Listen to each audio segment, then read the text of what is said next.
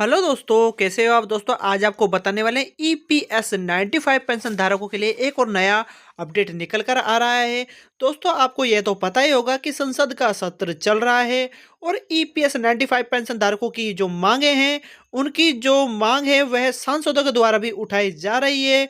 और यहाँ पर जिस प्रकार से उनकी जो मांगे उठ रही है और संसद के अंदर क्वेश्चन आंसर इस समय चल रहे हैं।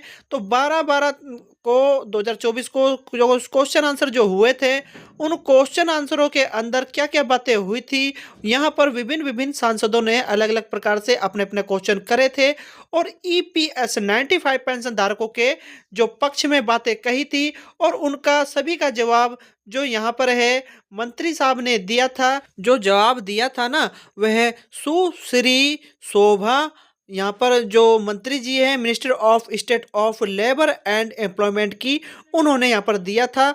और जवाब कुछ इस प्रकार से था जो आप यहाँ देख सकते हो। और यहाँ पर विभिन्न प्रकार के जो मंत्री थे, सांसदों ने अपना अपना रूप में या अपने अपने आवाज में और अपनी अपनी भाषा के अंदर उन्होंने क्वेश्चन किए हैं यहाँ पर जो मंत्री साहब हैं उनसे, कि बताइए किस किस प्रकार से पेंशन धारकों के लिए क्या क्या किया जा रहा है और पेंशन धारकों के लिए आपने अभी तक क्या किया है और आगामी वर्षों में या आगामी आप क्या प्लानिंग है आपकी, क्या क्या करने वाले हो। तो इस प्रकार के उन्होंने क्वेश्चन आंसर किए थे। तो दोस्तों, इस सभी को हम आपको डिटेल से बताएंगे। चैनल पर अगर आप नए हो तो प्लीज़ चैनल को अभी से सब्सक्राइब जरूर कर लेना, क्योंकि हम ऐसे ही वीडियो आपके लिए लाते रहते हैं जो आपकी हेल्प हरदम करते रहते हैं। तो चलिए आपको पूरा प्रोसेस दिखाते हैं, समझाते हैं। यहाँ पर दोस्तों ओएसी जो यहाँ पर जो श्री असाउद्दीन ओवैसी साहब है, सांसद जी है, उन्होंने यहाँ पर प्रकार के जो वित्त मंत्री साहब से हैं वो क्वेश्चन किए हैं। क्या सरकार को कर्मचारी पेंशन योजना ईपीएस 95 के तहत पेंशन भोगियों से न्यूनतम पेंशन राशि में वृद्धि का अनुरोध करने संबंधित कोई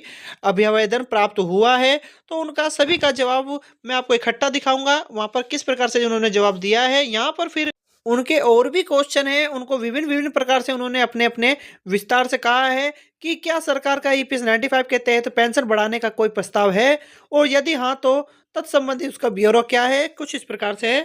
यहाँ पर फिर दूसरे सांसद जी श्रीमती सेबी मैथर हिसहैम ने भी यहाँ पर अपना सवाल किया है कि यहाँ पर जो क्वेश्चन है वह लेबर एम्प्लॉयमेंट से संबंधित है। और यहाँ पर बोला है whether the demand to enhance the minimum pension in employees pension scheme EPS is under consideration of government। फिर दूसरा यहाँ पर whether one rank one pension scheme will be employment in EPS demand जो है। और यहाँ पर whether tribunals will be set up for sittings EPS pension related claim without daily। तो यहाँ पर किस किस प्रकार से क्लेम को कर रहा है, या वन रैंक पेंशन की जो डिमांड है वह किस प्रकार से होनी चाहिए, यहाँ पर क्वेश्चन किए गए हैं। और यहाँ पर मिनिमम पेंशन को लेकर क्या यहाँ पर उनके सुझाव है, तो पूरा यहाँ पर उन्होंने क्वेश्चन आंसर किए थे, उनका सभी का जवाब यहाँ पर मंत्री साहब ने दिया था। फिर यहाँ पर दोस्तों श्री नरेश बंसल साहब ने भी यहाँ पर क्वेश्चन किए हैं लेबर एंड एम्प्लॉयमेंट से। तो यहाँ पर आप देख सकते हो the state of governments employees pension scheme EPS and the financial implication of the scheme of government and whether an measures have been taken to increase the pension amount जो है of the EPS and measures taken to ensure that the eligible workers and were benefits of the EPS। तो दोस्तों यहाँ पर इन्होंने ये भी question किए हैं कि जो फाइनेंशियल EPS 95 पेंशन है जिसका किस प्रकार से उसको इंक्रीज कर रहा है या बढ़ोतरी के लिए क्या क्या उसके प्लानिंग है, कुछ इस प्रकार के क्वेश्चन किए हैं।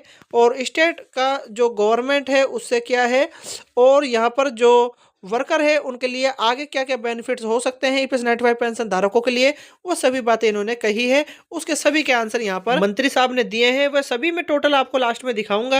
फिर दोस्तों यहाँ पर डॉक्टर जॉन ब्रिटिश ने भी यहाँ पर किया है। और यहाँ पर क्वेश्चन जो है total number of members and pensioners under employees pension scheme as on dated, मतलब कि यहाँ पर किस समय जो प्रेजेंट में कितने जो मेंबर्स हैं वो पेंशन का लाभ ले रहे हैं और कितने नहीं ले रहे हैं, ये इस प्रकार की बातें कही है। Number of pensioners currently receive less than 1000 an pension, मतलब 1000 तक के से कम के जो अमाउंट है वो कितने ले रहे हैं।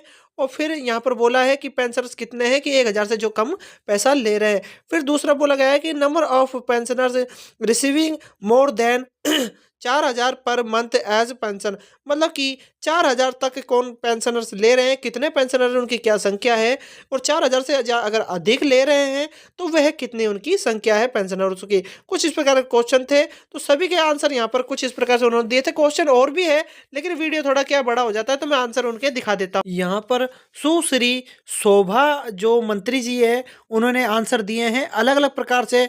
सभी जो क्वेश्चन आए थे उनके पास, उनके सभी के जो जवाब थे सेम से यहाँ पर दिखाई देते हैं, जैसे कि सभी का ए बी सी और डी के अनुसार उन्होंने जवाब दिया है कि किस किस प्रकार से उनका जो प्लानिंग है जो 2023 से लेकर 24 तक कितना करोड़ फाइनेंशियल ईपीएस 95 पेंशन का कंट्रीब्यूशन में गया है पैसा।